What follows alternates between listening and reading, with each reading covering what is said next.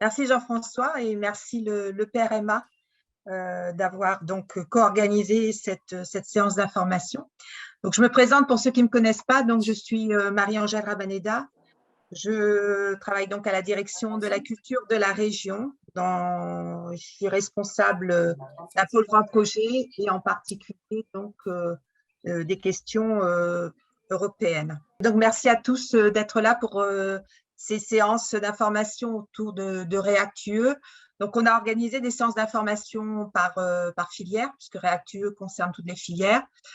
Pour information, il y aura deux autres séances le 25 et le 31 mai pour ceux qui n'ont pas pu effectivement assister à ces séances par filière. Donc, je vous propose de commencer tout de suite.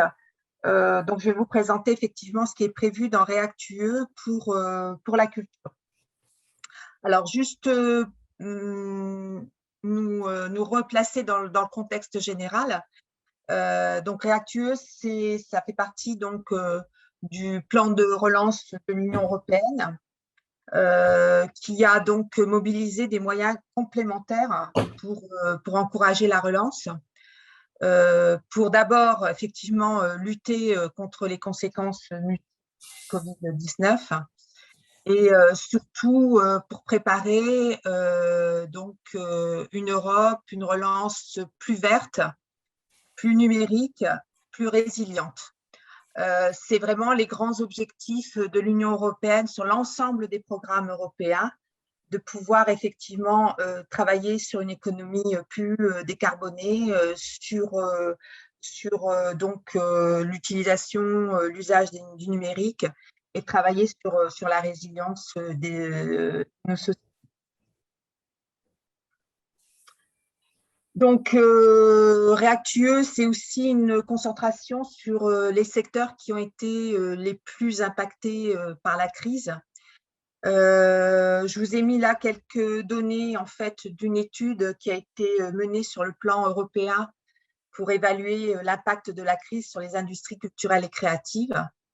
Donc, c'est le deuxième secteur le plus affecté en Europe, avec une perte de chiffre d'affaires moyen de 31%. Donc, bien avant le tourisme qui est donc à 27%. Le secteur le plus impacté étant l'aéronautique.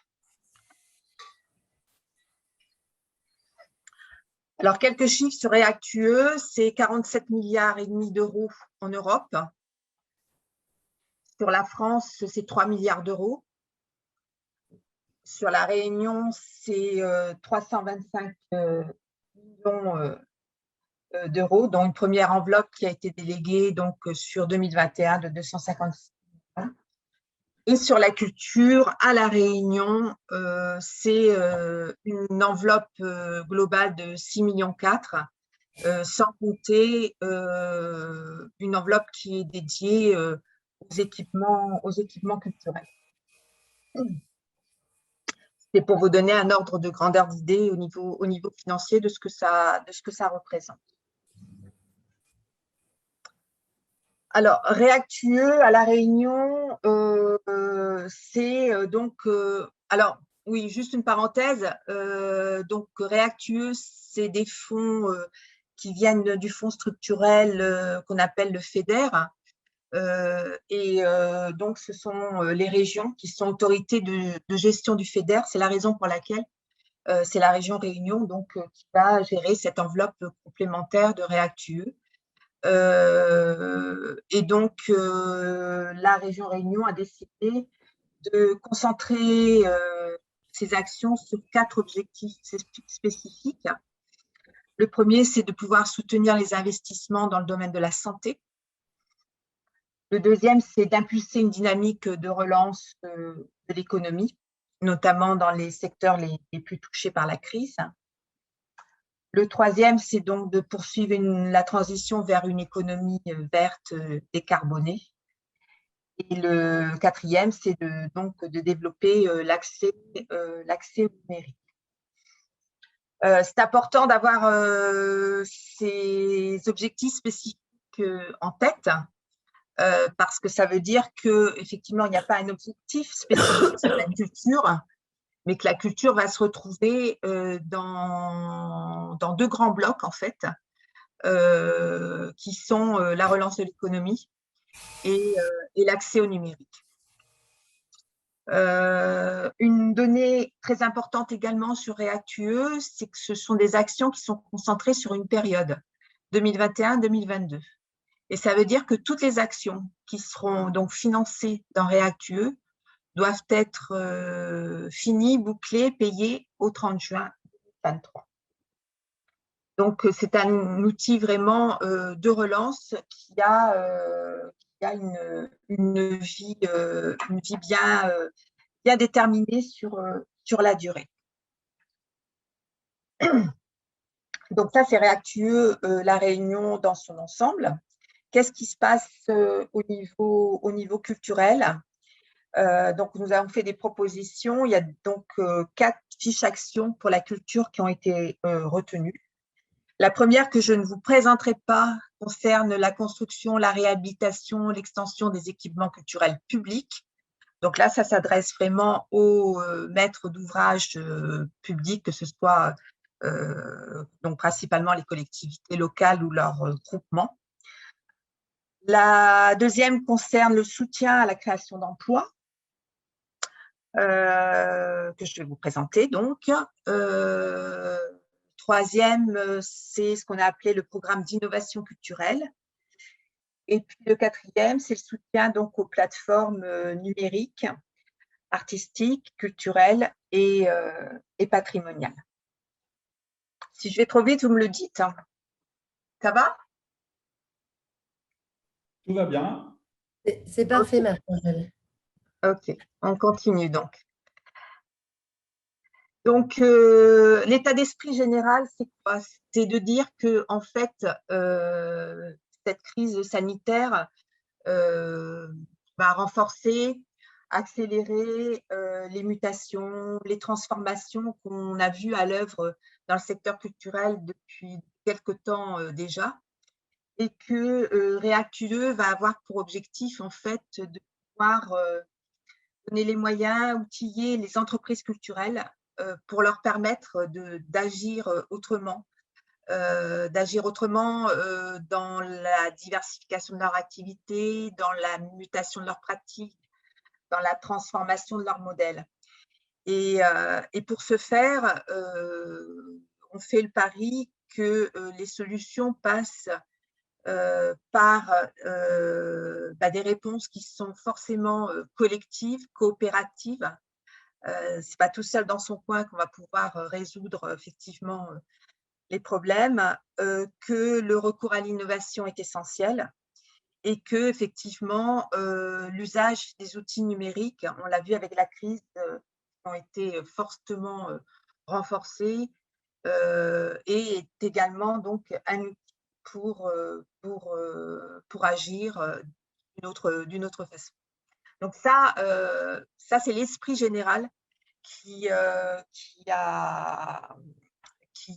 imprègne en fait l'ensemble des mesures que je vais vous présenter. Et c'est très important de l'avoir vraiment à l'esprit. Donc, il ne s'agit pas de financer des choses qui existent déjà forcément, mais voilà, de pouvoir développer autrement ce que vous faites ou innover ou créer d'autres choses. Alors, autre donnée très, très, très importante, qui peut bénéficier de ces aides? Donc, ce sont, et là j'insiste vraiment, ce sont les entreprises culturelles, c'est-à-dire des entreprises qui se trouvent donc dans le secteur culturel. Ce sont forcément des personnes morales de droit privé. C'est ouvert également, et ça c'est plus spécifique au soutien à la création d'emplois, au groupement d'employeurs qui peut contenir tout ou partie des entreprises culturelles. Autre notion qui est très importante également, et ça c'est vraiment une avancée pour notre secteur, c'est-à-dire que la notion d'entreprise et d'entreprise culturelle c'est la notion qu'on a reprise, c'est la notion communautaire d'entreprise, c'est-à-dire que c'est toute entreprise, toute identité qui exerce une activité économique et indépendamment de son statut juridique. Ça veut dire quoi concrètement? Ça veut dire, c'était une question qui nous était posée depuis de longues années, ça veut dire que des entreprises qui agissent sous forme associative, par exemple, sont tout à fait éligibles à ces aides.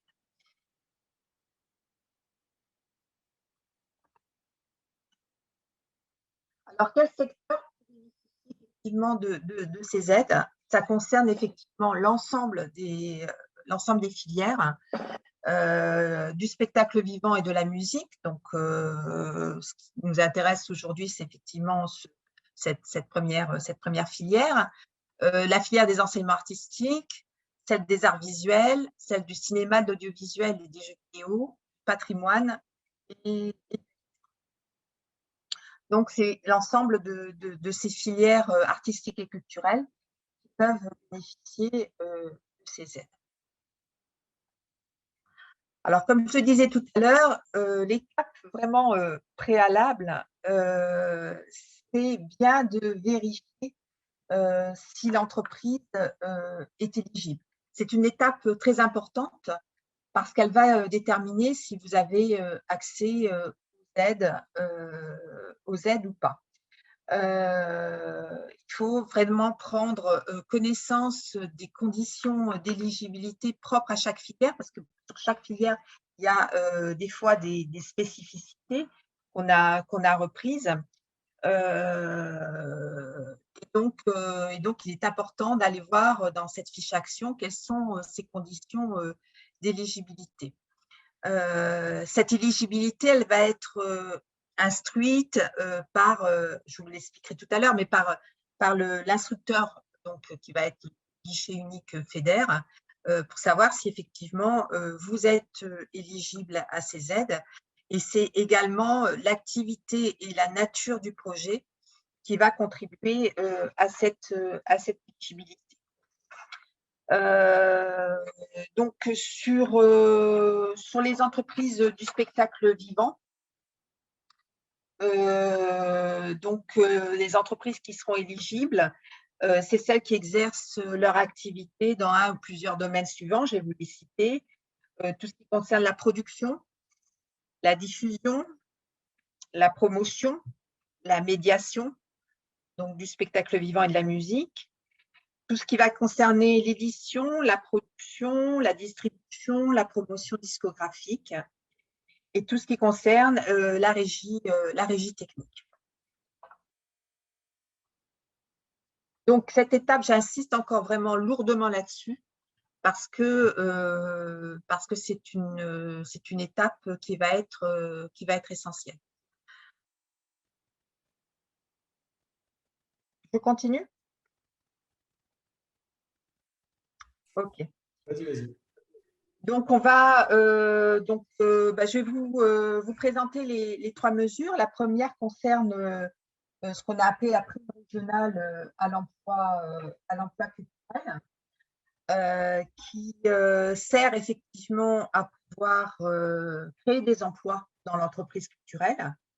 Alors là, on retrouve l'esprit que je vous ai décrit tout à l'heure, c'est-à-dire pour vraiment améliorer les capacités d'adaptation, de transformation d'entreprise, de renforcer sa structuration, pouvoir effectivement augmenter ses compétences.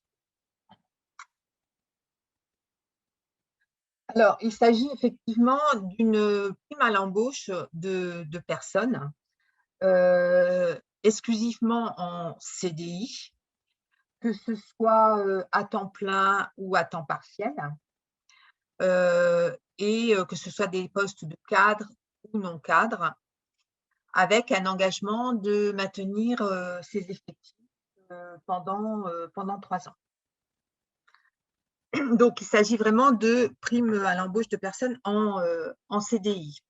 Il est possible, et c'est une ouverture qui nous est donnée également, que des CDD qui existent au sein de l'entreprise puissent être justement grâce à React.UE transformés en CDI. Et du coup, ces postes-là seront également éligibles.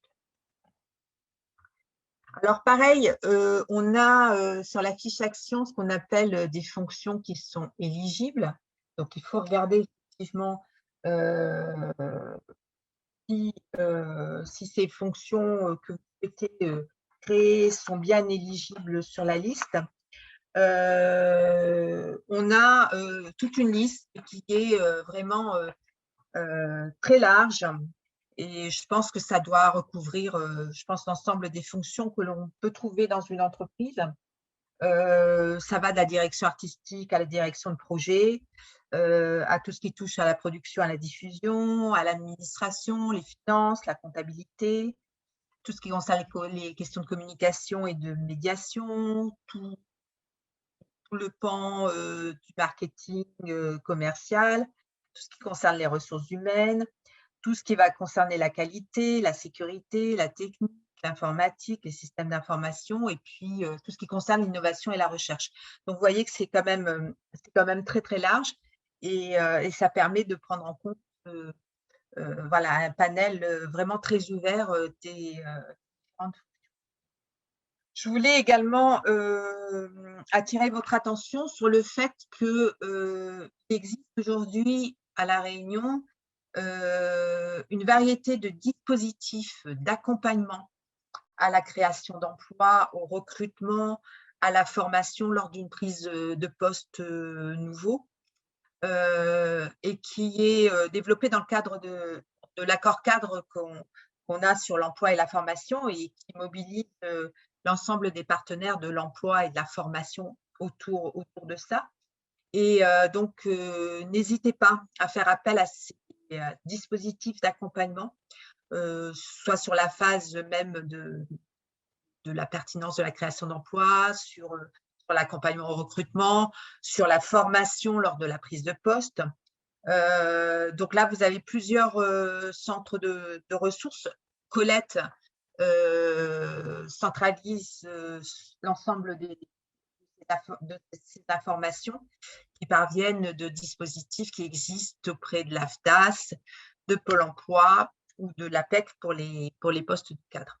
Donc vraiment, n'hésitez pas à faire appel à ces dispositifs d'accompagnement parce que effectivement, ça peut aider lors de la création d'emplois. Il ne suffit pas de créer un emploi pour créer un emploi, mais souvent, il y a des tas de questions qui se posent autour du mode de recrutement ou ensuite de l'accompagnement à la prise de poste de la personne. Alors, comment est calculée cette prime? La base de calcul, c'est le salaire brut plus les charges patronales sur une période de 2 ans maximum et qui va de la date d'embauche jusqu'au 30 juin 2023 ou plus tard. Imaginez donc que vous créez un poste en septembre 2021. Donc, la base, elle va être calculée entre septembre 2021 et juin 2023. Si vous créez un poste en avril 2022, ben, la base, elle sera d'avril 2022 à juin 2023. Quel est le montant de cette prime? Donc, elle est de 65% de cette base. Avec des plafonds, bien entendu, un plafond qui est de 40 000 € par emploi pour les emplois de non-cadres et de 60 000 € pour les emplois de cadres. Avec, alors là, c'est une règle générale également dans les fonds européens React.UE, c'est-à-dire qu'il n'est pas possible de cumuler ces aides avec d'autres aides publiques. Voilà sur la prime régionale à l'emploi. Alors, on peut peut-être faire un petit stop avant que je passe à la deuxième mesure. Peut-être y a-t-il des questions sur le soutien à la création d'emplois?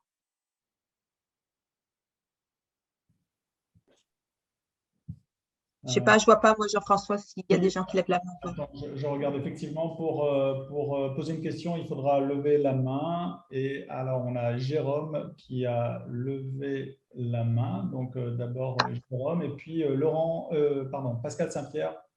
Ah non, Pascal Saint-Pierre applaudit et puis Laurent Bourmeau lève la main aussi du PRMA. Donc Jérôme d'abord. Oui, Tu lèves la main. bonjour. Bonjour, donc ma question était, si on emploie des intermittents du spectacle, donc dans ces cas-là, on n'a aucune aide, on peut prétendre à aucune aide parce que dans la production audiovisuelle, souvent les contrats et en tous les cas les besoins qu'on a sont espacés. Donc avoir un CDI à plein temps, on n'a pas forcément tout le temps du travail à leur donner. Donc on prend dans ces cas-là des intermittents du spectacle. Voilà, c'était ma question. La réponse, elle est non. Très bien, elle est claire au moins.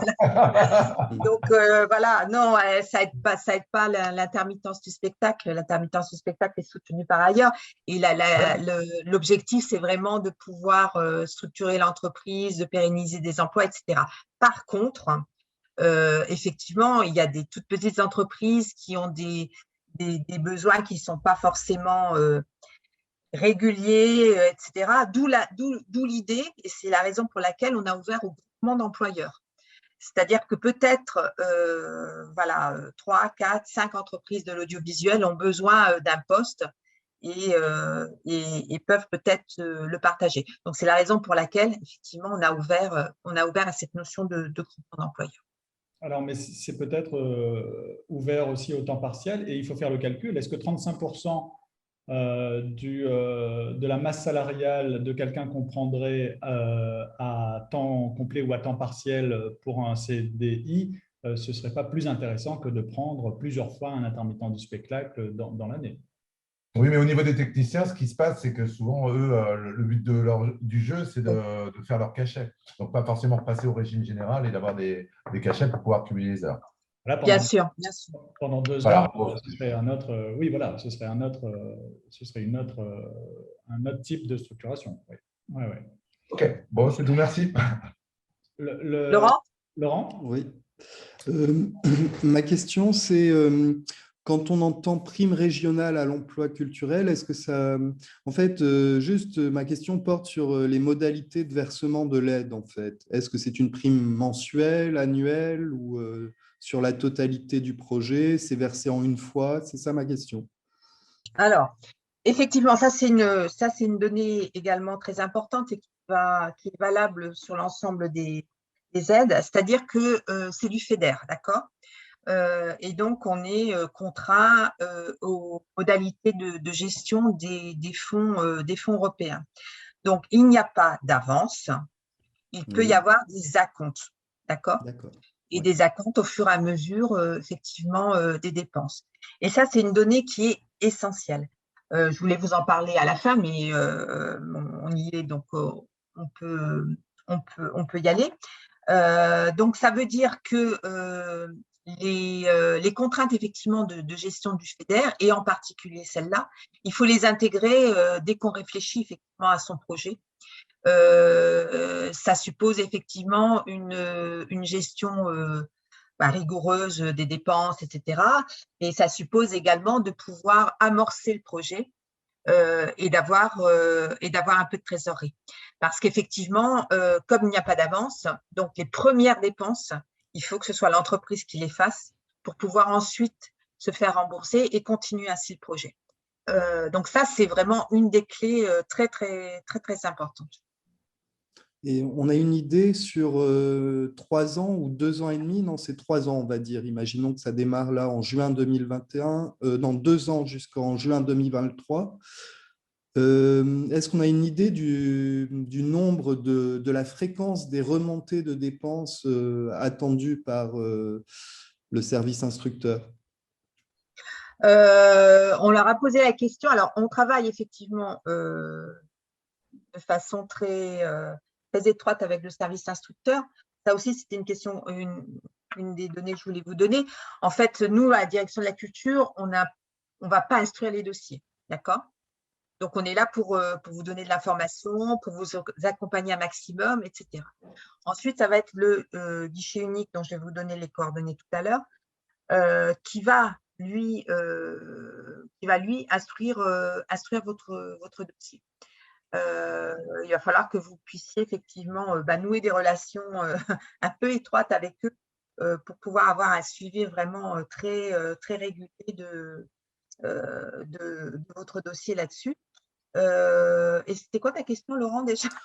En fait, la question, c'était est-ce qu'on a une idée de la fréquence des remontées de dépenses attendues par le service instructeur? Parce qu'en définitive, si on fait une remontée de dépenses tous les trimestres, par exemple, ça veut dire qu'en quelque sorte, on n'avance que 3 mois de salaire, en fait, Ouais.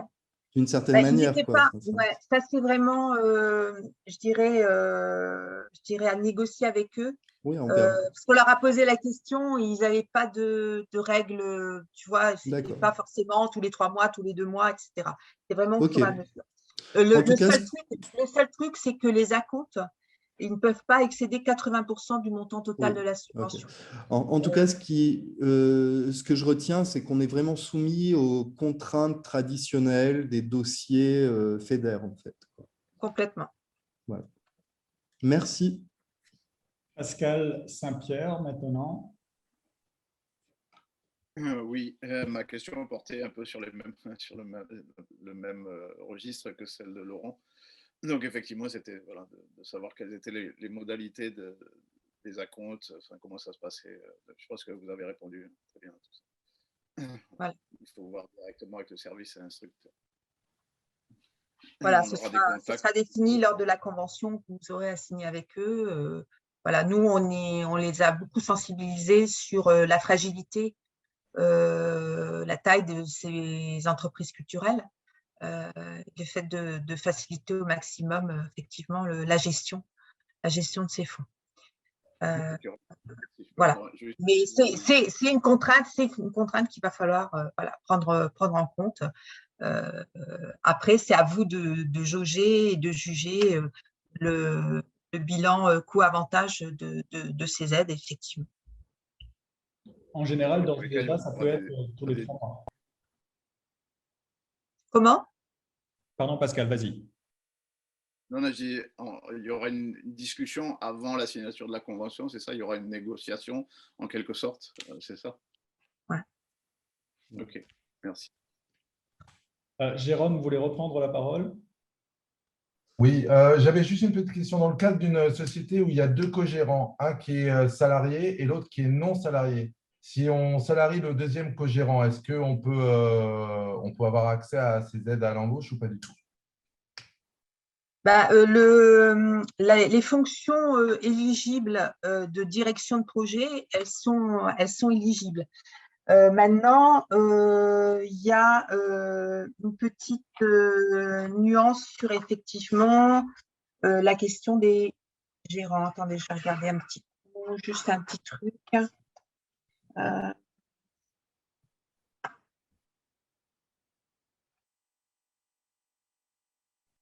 Sur le fait que la personne, que l'emploi créé ne doit pas être pourvu par une personne ayant un lien avec les dirigeants, en fait. Donc là, c'est un peu dur. Donc, voilà. Je ne le retrouve pas. Mais j'avais vu ça aussi. Du coup, il faut qu'il revende ses parts. Et après, tu l'emploies. Voilà. D'accord. Ok. Ouais. C'est un peu compliqué quand même. Mais oui, ok. Ça marche. Si c'est ça. Voilà, la personne recrutée ne doit pas avoir de lien de parenté avec les dirigeants ou actionnaires de la société et être actionnaire de la société. Ok, très bien, merci. Voilà. Donc, ça restera. Et donc, pour lever la main, donc c'est bien dans réaction, il y a un onglet, donc lever la main en dessous de applaudir, etc. On continue. Est-ce qu'il y a d'autres réactions, d'autres demandes de prise de parole ou est-ce qu'on laisse Marie-Angèle dérouler? Il y a Nadège qui a levé la main. Oui, parce que moi, je suis notamment responsable d'une structure qui est en SIC, ou en société coopérative d'intérêt collectif, où on invite les salariés à rentrer dans la société au bout d'1 an ou 2 ans. Et donc, quand tu dis les personnes qui sont recrutées ne doivent pas être actionnaires ou associés dans la société, est-ce qu'ils peuvent les devenir en cours de contrat ou du coup, est-ce qu'on ne peut pas mettre en place cette démarche? Je ne sais pas, Nadège. Là, il va falloir effectivement. Et elle a quoi comme forme juridique, la SCI? C'est une société coopérative d'intérêt collectif, SARL à capital variable. C'est une SARL, ok. Ouais. C'est une SIC avant tout, quoi. Ouais. Ça, je dirais, ça, c'est des questions vraiment assez pointues qu'il va falloir gérer au cas par cas, en fait. Et il y aura la même question. Alors, il y a les groupements d'employeurs et les coopératives d'activité d'emploi. Je ne sais pas si elles sont incluses, mais du coup, pour elles, ça sera la même question. Où finalement, les salariés sont salariés coopérateurs.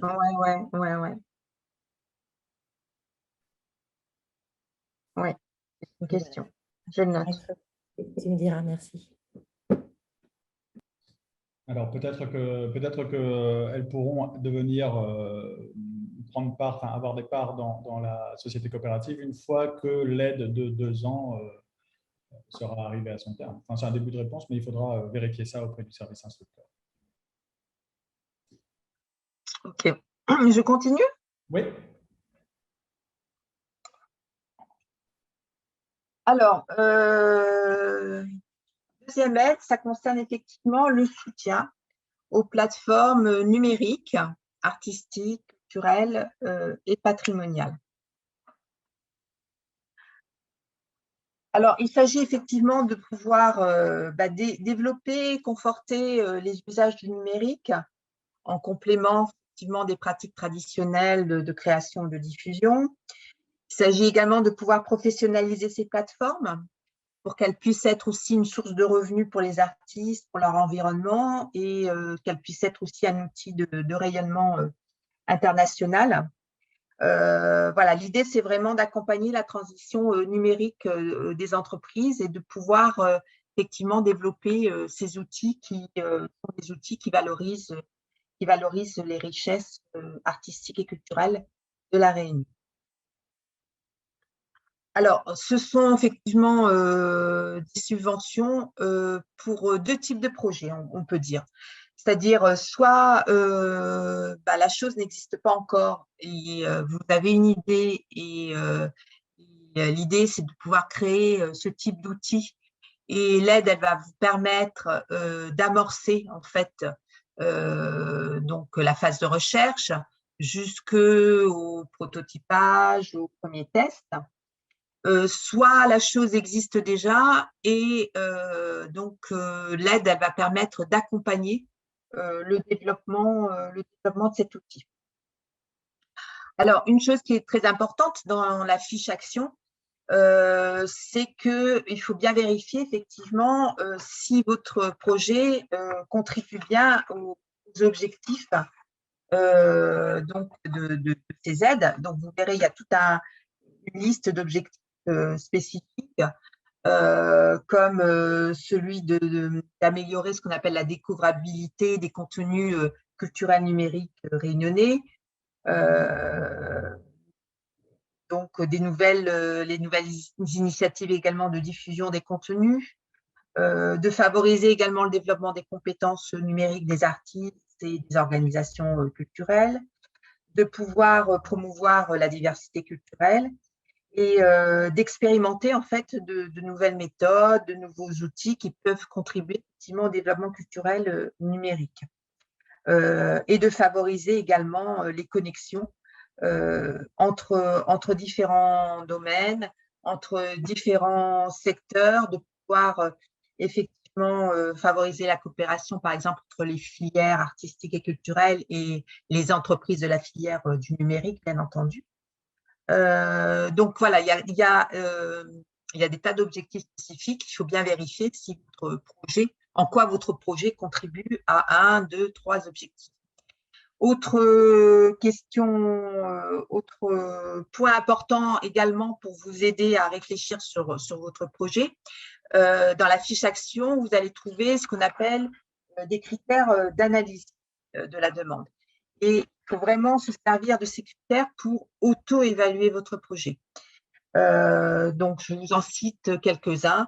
C'est effectivement le caractère innovant du projet, la qualité des équipes qui vont travailler sur ce projet-là, le respect de la propriété littéraire et artistique, les retombées prévisibles du projet pour le secteur, mais également pour la Réunion. Le caractère éco-responsable du projet également est un des critères. Donc, il y a toute une batterie, voilà, une douzaine de critères d'analyse du projet, du dossier. Il faut vraiment s'en servir en fait pour pouvoir auto-évaluer soi-même son projet. Alors, là, pareil, il y a des dépenses qui sont éligibles, des dépenses qui ne sont pas éligibles. Donc, là aussi, le relire bien attentivement. Sur les dépenses éligibles, sur cette aide, pareil, on a essayé d'être très, très large. Ça va concerner aussi bien des investissements matériels, bien sûr, mais pas que. Également des dépenses immatérielles, comme des études, des conseils, des honoraires, des traductions, la formation. Tout ce qui va concerner effectivement l'acheminement, l'installation de matériel, les dépenses de développement technique, y compris les logiciels, les achats de licences également, les prestations d'accompagnement en fait aux outils, à la maintenance, à l'hébergement, tout ce qui est frais juridiques également, les achats de droits d'auteur, les achats de création de contenu, des frais de numérisation des données par exemple. Donc, on a été vraiment assez large. Le projet, on essaie de le calibrer également. Ce sont des projets qui doivent être d'un montant minimum de 8 000 €. Voilà, donc ce n'est pas juste faire le site internet de votre entreprise, on est d'accord. Quel est le montant de la subvention? Donc, le montant de la subvention est donc de 80% des dépenses hors taxes éligibles, avec un plafond intéressant, puisque c'est un plafond à 150 000 €. Donc, ça peut être effectivement des projets structurants, ambitieux. Là, pareil, il n'y a pas de cumul possible avec d'autres aides publiques. Ça veut dire que les 20% qui restent, c'est des ressources propres, des fonds privés, etc.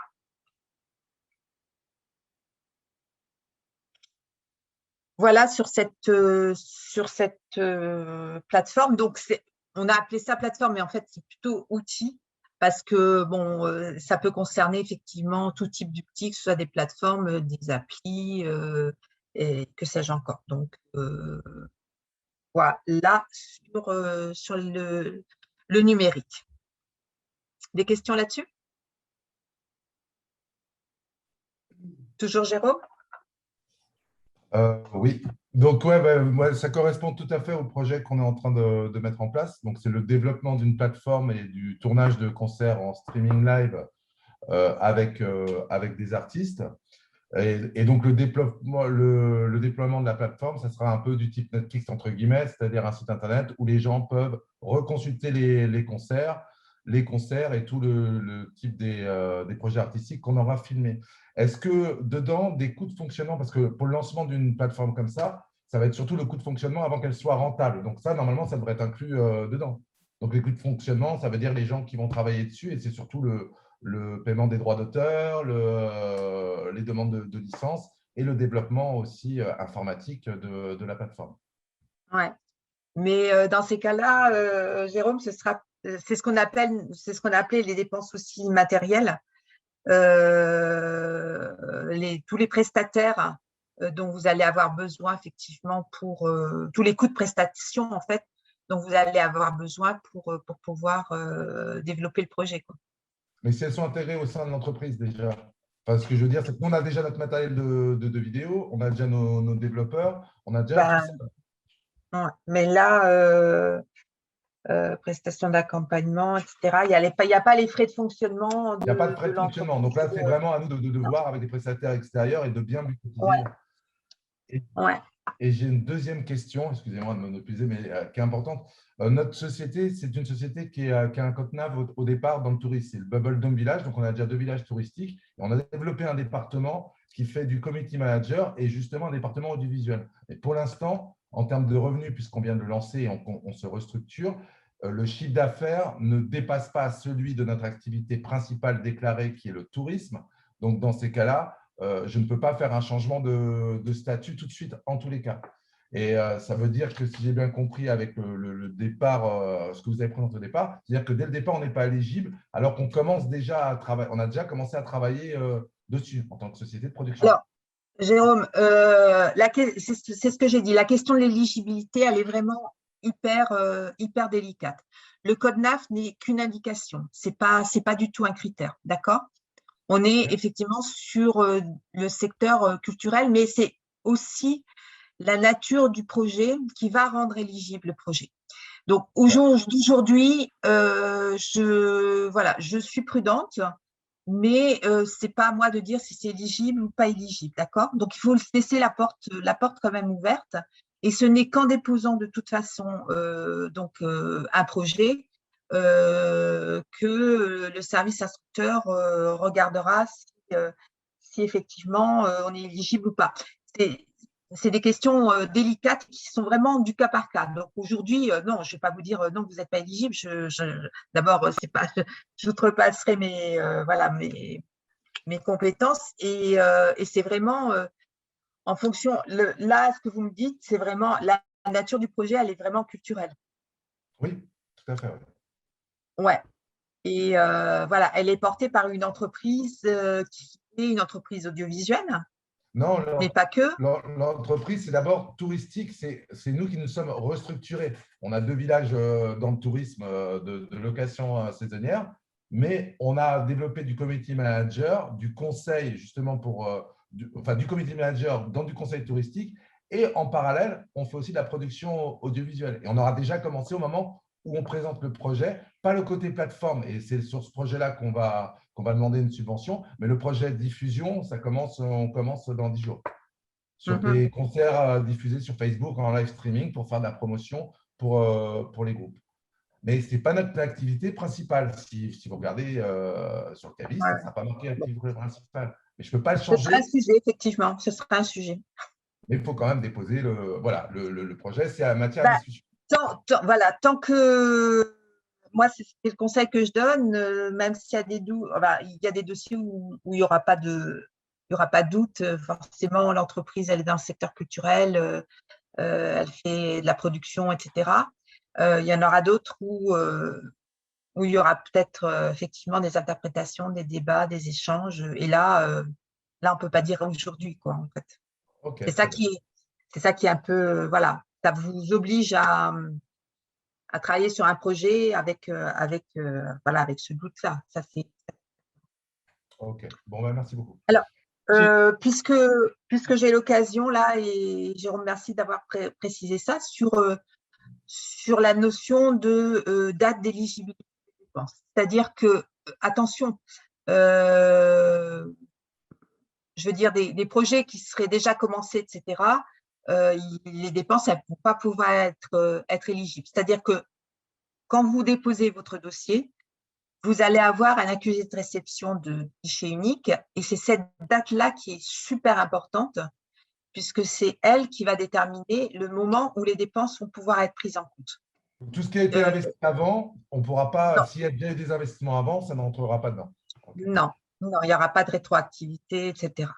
C'est à partir de cette date-là où les dépenses vont pouvoir être éligibles. Même si vous signez même un devis qui aurait été signé avant cette date-là pour le projet, etc., attention, cette dépense-là ne sera pas prise en compte.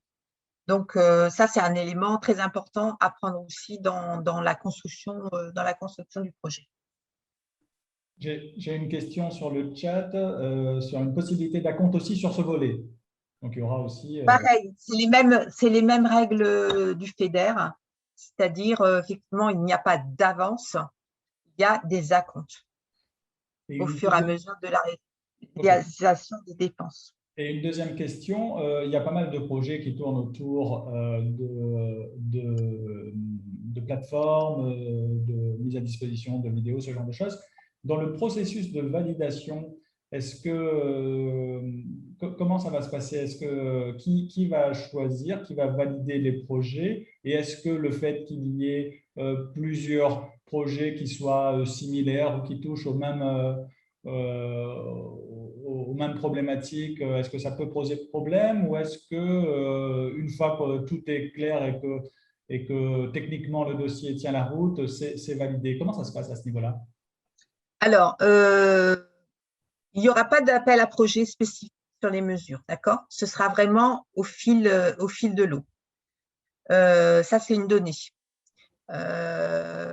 Deuxième donnée, effectivement, quel est le processus en fait de décision. Donc, le dossier il est instruit donc, par le guichet unique. Il passe ensuite dans ce qu'on appelle le comité local de suivi, qui regroupe l'ensemble des partenaires sur les fonds européens. Et donc, ce comité va donner effectivement un avis. Ce comité se réunit tous les mois.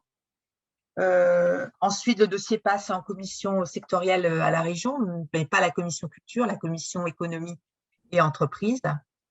Et ensuite, donc, ça passe en commission permanente pour les projets au-delà de 23 000 euros. Voilà. Donc, le fait qu'il y ait plusieurs projets sur le même thème, etc., c'est possible. Enfin, il n'y a pas, je veux dire, il n'y a pas comme dans les appels à projets, etc., une espèce de concurrence entre les projets. Maintenant, certes, l'enveloppe, elle est théoriquement définie. Et donc, voilà, ça sera au fil de l'eau. Ok, très bien. Est-ce qu'il y a d'autres questions sur ce soutien aux plateformes numériques, artistiques, culturelles et patrimoniales encore, ou est-ce qu'on laisse Marie-Angèle continuer le déroulement de son exposé? Ça me semble OK pour le moment, Marie-Angèle. OK, je continue. Alors, dernière mesure, c'est ce qu'on appelle le programme d'innovation culturelle. Alors, un programme d'innovation culturelle, pourquoi faire? Effectivement, il s'agit là de vous permettre d'innover, en fait, de permettre d'explorer des nouvelles voies, des nouveaux services, des produits, des nouveaux programmes, de renforcer les mouvements de coopération, de solidarité, et de pouvoir renouveler les pratiques aussi de création, de médiation, de diffusion. Donc, on est vraiment sur quelque chose de très large et de très ouvert. Et la rédaction a été faite justement pour permettre de créer et d'innover. Juste un petit point, qu'est-ce qu'on attend, qu'est-ce qu'on entend par innovation culturelle? Parce que ce sont des termes qui sont effectivement assez galvaudés. On peut mettre un peu tout et n'importe quoi. Donc, on a essayé de donner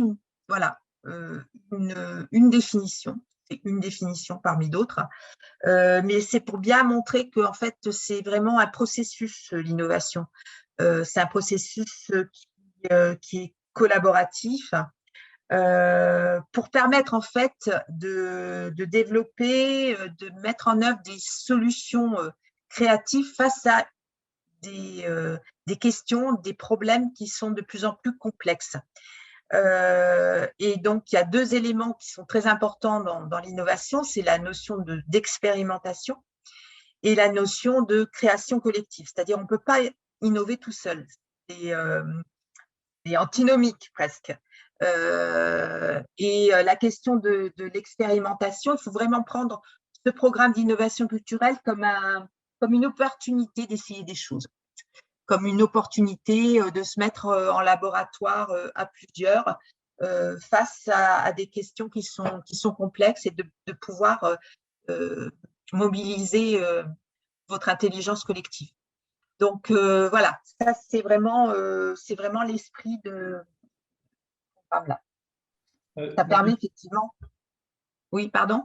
Non, mais moi j'ai une question justement sur l'aspect création collective qui serait inhérent à l'innovation. Est-ce que si on a une idée seule et qu'on la propose ensuite à un marché ou à un public, en quoi est-ce que ce ne serait pas une innovation? Parce que je veux dire, on a du mal à concevoir effectivement, oui, tu peux avoir une idée géniale et puis la faire tout seul. voilà, on présuppose que de pouvoir collaborer et de collaborer de façon aussi transdisciplinaire, de pouvoir collaborer avec d'autres filières que les filières culturelles aussi, les filières de l'économie sociale et solidaire, les filières de l'environnement, par exemple, ou les filières du social,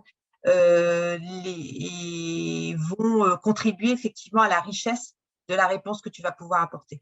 Ok, donc peut-être qu'on peut être tout seul, mais avoir plusieurs filières dans sa tête et puis faire croiser Mais l'innovation. dans la vraie, ouais, mais dans la réalité, pas juste pour faire joli sur un papier. Non, j'entends, oui, on arrête avec le sujet de philo.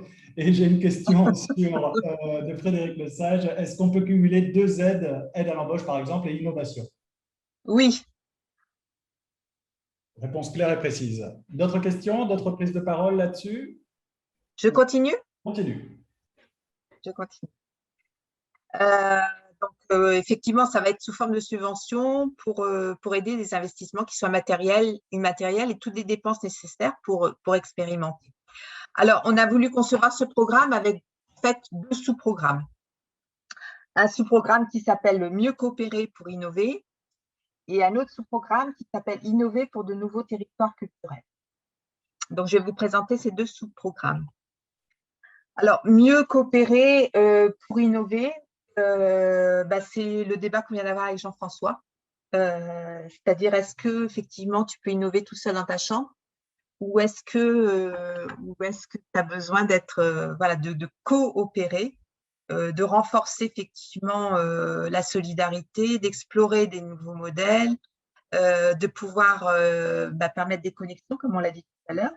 Et pour faire quoi, effectivement, pour essayer de, c'est un mot aussi très galvaudé, etc., dont on entend beaucoup parler depuis quelques années, de mutualiser effectivement des outils de travail, des moyens humains, des moyens financiers aussi. On pense très peu à la mutualisation des moyens financiers.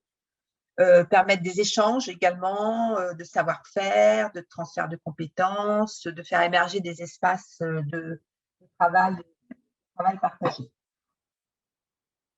Donc ça, c'est le premier sous-programme. Vous voyez que c'est quand même assez large également pour permettre votre innovation. On ne sait pas en fait ce qu'on va financer puisqu'on est dans l'innovation. Donc voilà, mais on a essayé de cadrer quand même certains états d'esprit et certains objectifs. Le deuxième sous-programme s'appelle Innover pour de nouveaux territoires culturels. Et là, il s'agit en fait de permettre la réalisation on va dire, de projets territoriaux de développement artistique et culturel qui soient de longue durée. Et j'insiste beaucoup sur la durée.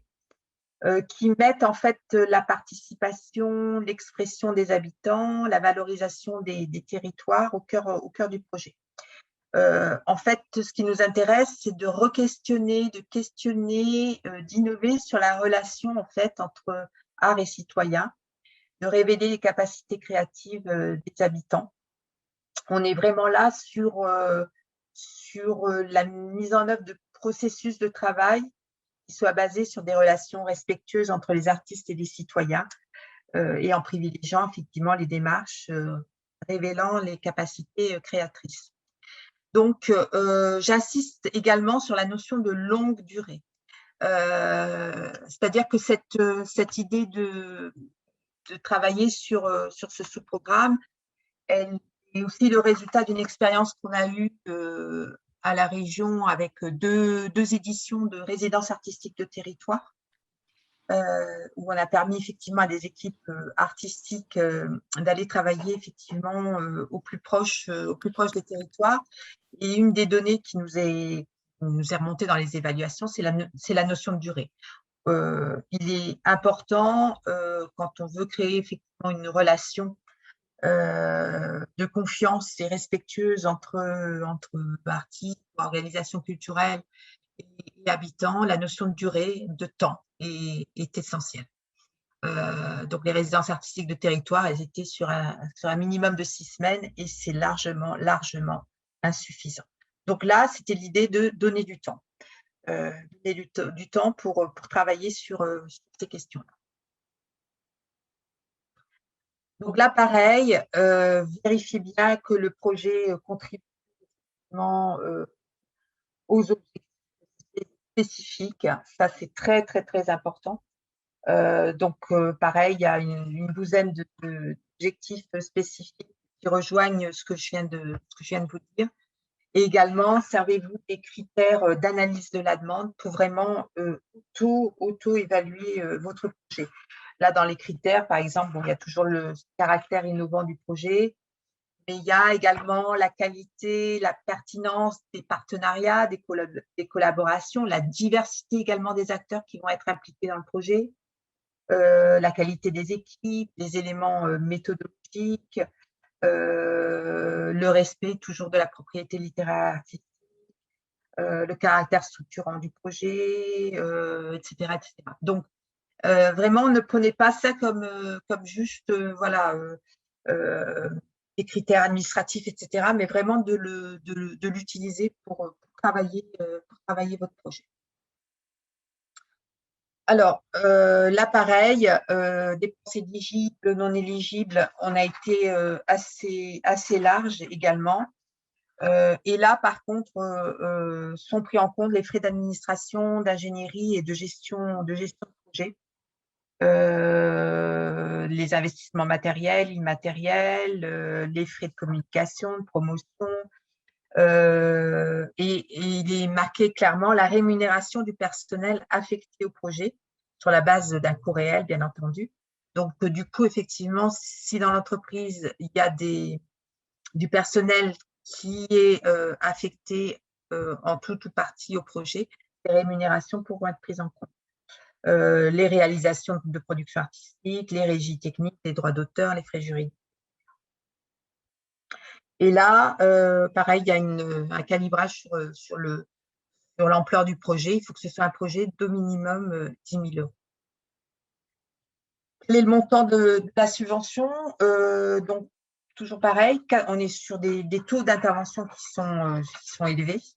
Donc, on est allé au maximum, c'est-à-dire 80% des dépenses éligibles, avec un plafond très important également, parce que, comme je vous disais tout à l'heure, on est sur la question du temps et que ce sont des projets qui sont lourds et qui demandent effectivement un investissement important sur le temps.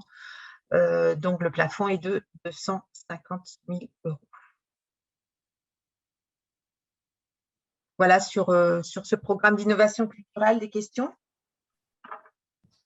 Alors, est-ce que les personnes qui auraient des questions voudraient lever la main? Moi, j'ai deux questions aussi sur le chat.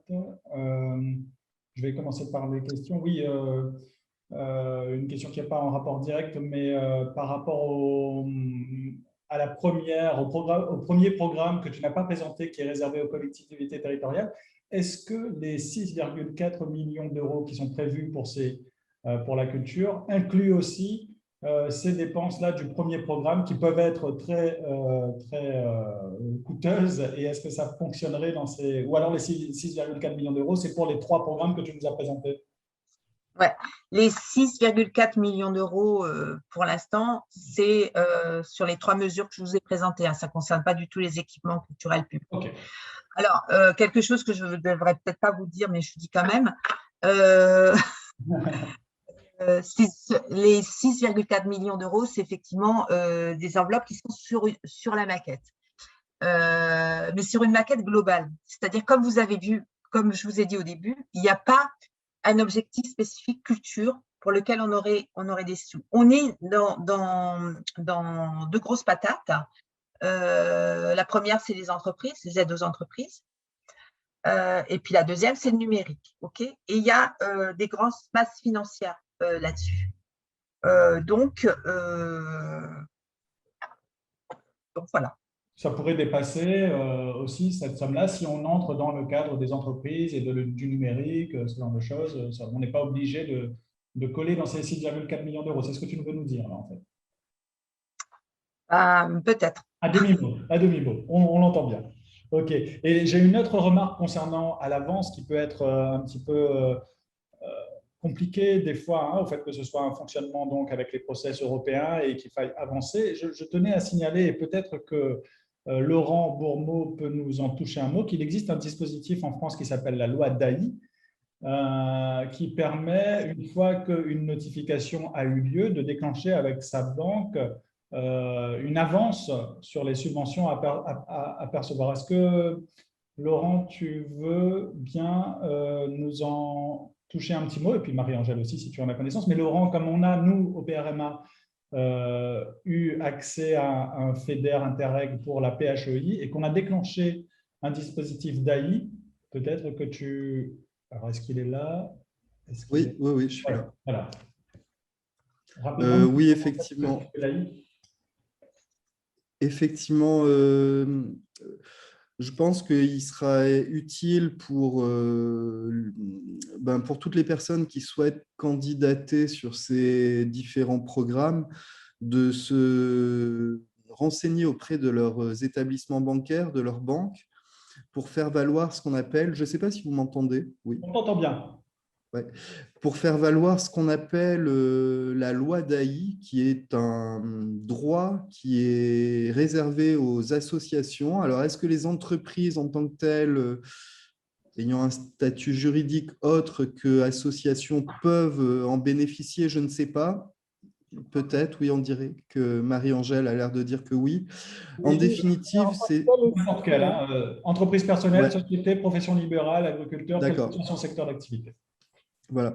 Et en définitive, pour nous, ça nous a été très utile parce qu'en fait, on avait mené un premier FEDER en 2012 où le cadre d'intervention était différent puisque effectivement, à l'époque, l'Europe nous permettait de bénéficier d'une avance jusqu'à 20% du montant global du projet. Ce qui était assez intéressant parce que cette avance de 20%, finalement, elle nous permettait d'amorcer les premières dépenses qu'on réussissait à récupérer.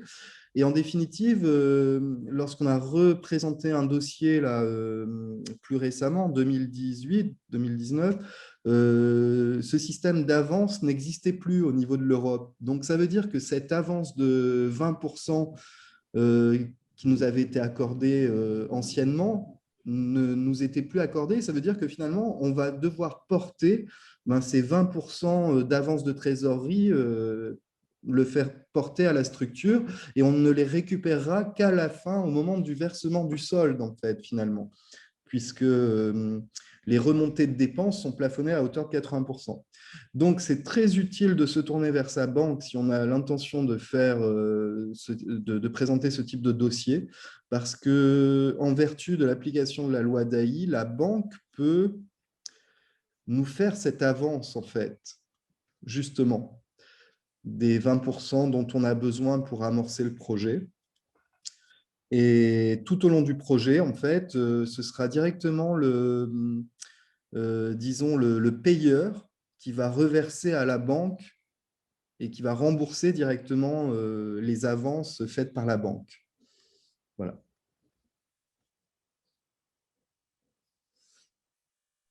Merci, merci Laurent. J'ai fait un copier-coller là d'un truc que j'ai trouvé rapidement sur la Lodaï dans le chat. Vous pouvez le copier-coller et de toute façon, vous pouvez donc vous renseigner auprès de vos établissements bancaires et auprès d'autres sources aussi pour essayer de déclencher ça. Alors, je précise quand même que ça peut mettre un peu de temps à monter ce dossier auprès de l'établissement bancaire. Nous, les démarches ont duré environ 6 mois. Donc, pour les faire coïncider précisément au démarrage du projet. Donc, il faut vraiment anticiper un peu à l'avance, quoi, tout ça. Et ensuite, c'est relativement simple. Et puis, la curiosité de ce qu'on appelle la convention CD notifiée. Donc, ça veut dire que lorsqu'on reçoit la convention, en l'occurrence du service instructeur du guichet unique, là, dans le cas précis, cette convention, on y appose une signature en disant je m'en remets à ma banque, verser ça à la banque. Et la banque prend directement attache avec le service payeur et tout se passe très bien. Le service payeur, lui, paye directement à la banque. Voilà. C'est assez curieux tout ça. Et la banque aura au préalable dégagé une ligne de crédit donc, du montant concédé par du montant de la Exactement. il y Une a fois que tout ça… On nous demande s'il y a un intérêt. Il y a un intérêt, je pense. La loi d'AI, il y a un petit intérêt, je pense. Enfin, intérêt, je veux dire… il y a des frais financiers, je pense, hein, Laurent. Il y a des frais financiers, tout à fait, qui en l'occurrence peuvent être négociés auprès de la banque, il faut le savoir. Enfin, si vous êtes en bon terme avec votre conseiller, normalement, ils ont des mesures, en fait, ils ont des marges de manœuvre possibles pour accompagner. En bref, ce n'est pas là-dessus qu'ils se rémunèrent, à vrai dire, en fait.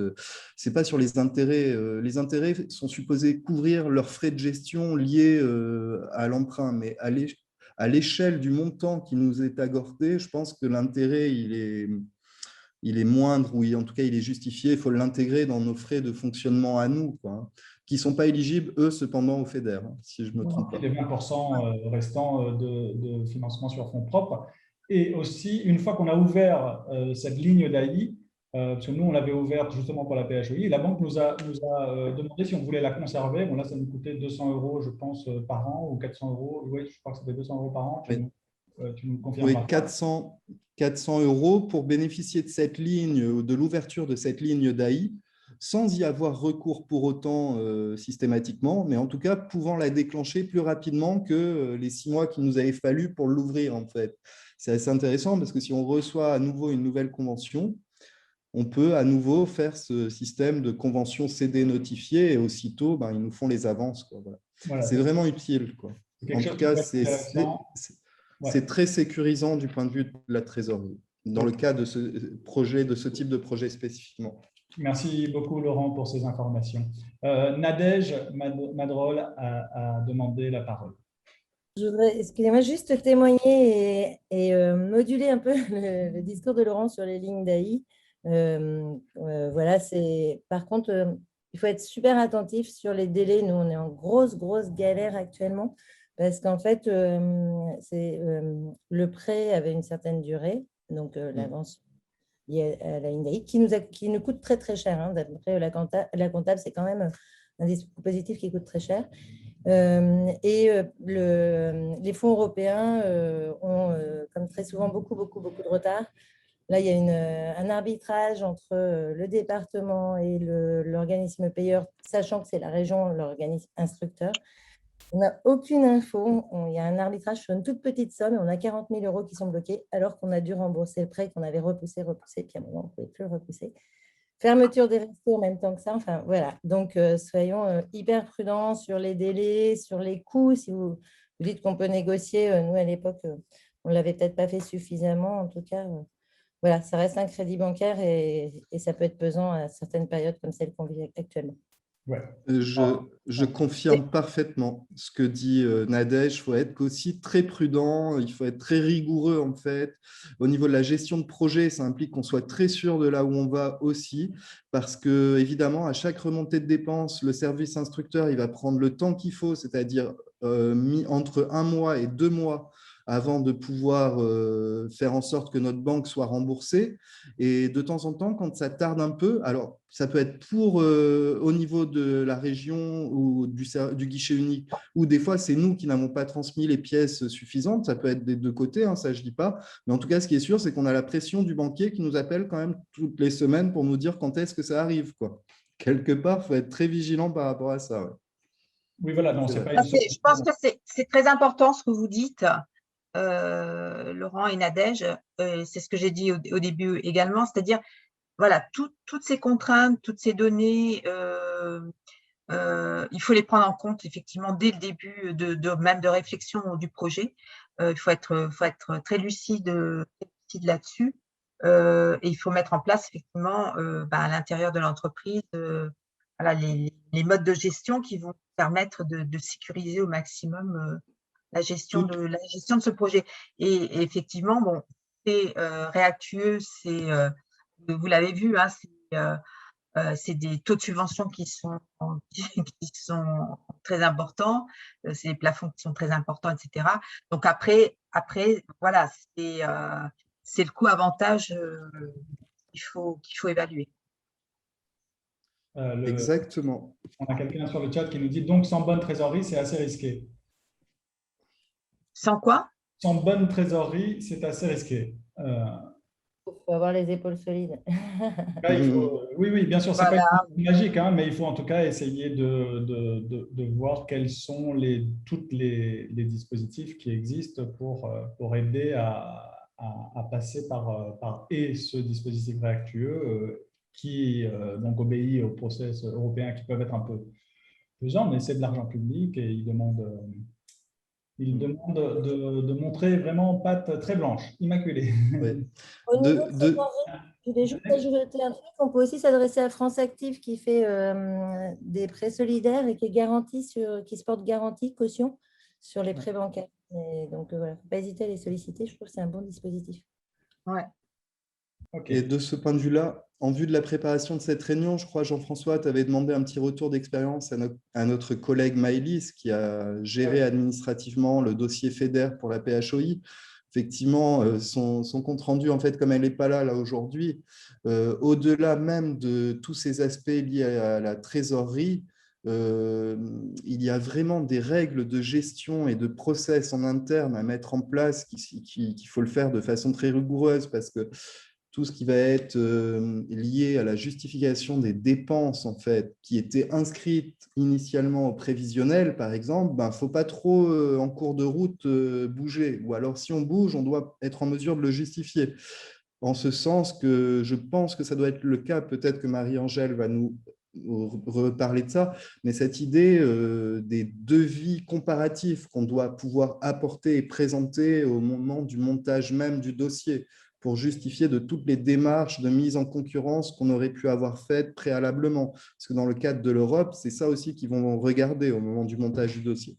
Et donc, il faut être vigilant par rapport à ça pour rester dans les clous tout du long du projet. Voilà. Donc, oui, voilà, elle nous avait dit, donc elle ne peut pas être là aujourd'hui, mais que le FEDER classe un peu les dépenses par action, par pilier et par étape, avec des projets dans le projet, et qu'il faut être très rigoureux au niveau de la remontée des dépenses. Je pourrais vous partager un petit peu en vous envoyant par mail son petit récap par la suite.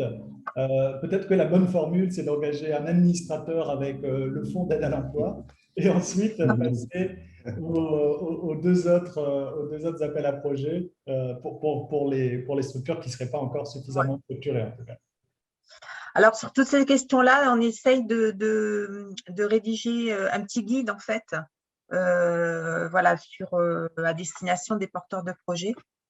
Donc, dès qu'il sera prêt, et je veux bien, tu vois, Laurent, aussi, peut-être vos expériences, vous pourrez peut-être réintégrer sur le guide pour pouvoir effectivement vous accompagner là-dessus.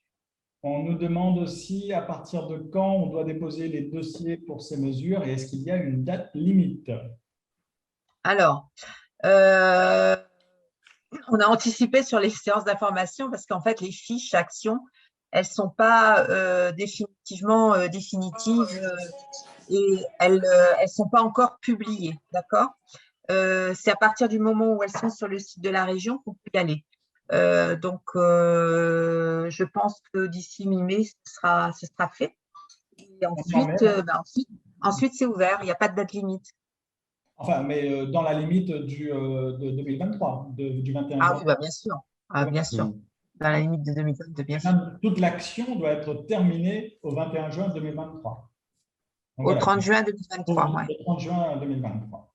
21 juin, c'est la fête de la musique. Oui, des formations professionnelles, pardon. OK. Oui, tout à fait. Donc, je vous ai mis les personnes à la direction de la culture qui suivent ces mesures. Également, mon collègue, mais ça, c'est pour la filière cinéma, jeudi vidéo, qui travaille à la direction de l'innovation et du développement numérique. Et puis, ensuite, donc, le guichet d'accueil qui va donc instruire les dossiers. Qui est le guichet entreprise et développement touristique. Et voilà, donc vous aurez effectivement un instructeur qui suivra votre dossier. Et voilà, message qu'on voulait vous faire passer aussi, il ne faut absolument pas hésiter à embêter l'instructeur pour toute question, toute précision dont vous aurez besoin au moment du dépôt du dossier. Très bien. Est-ce qu'on a encore des questions par rapport à cet exposé? Alors, je n'ai pas de réaction pour le moment. Tap, tap, tap, pas de petites mains qui se lèvent. Eh ben, je vais remercier très chaleureusement Marie-Angèle Merci à vous. Merci de votre écoute. de vous avoir présenté tout ça. J'ai Questions, enregistré- vous n'hésitez pas. Si vous n'hésitez pas, vous avez mon mail. Donc, voilà. Pour ça, donc, vous n'hésitez pas si vous avez besoin d'informations. J'ai récupéré de toute façon tous les mails des gens qui ont participé là, et puis on pourra envoyer, je ne sais pas si on pourra envoyer la présentation en entier, ou en tout cas les contacts des contacts. Ouais. des gens qui peuvent nous aider là-dedans. Et puis j'ai enregistré la séance, donc après un petit montage, on la proposera sur les réseaux sociaux, et je vous enverrai donc les liens pour regarder et pour réécouter un peu tout ça. Merci à tous d'avoir répondu présent à cette réunion d'information. Bon courage dans l'élaboration de vos projets. Et donc, phosphorer à plusieurs, parce qu'on peut innover qu'à plusieurs. Et puis, je vous dis à très bientôt pour d'autres aventures. Et je remercie encore Marie-Angèle pour ses explications claires. Merci à tous et merci encore au pôle régional de musique actuelle.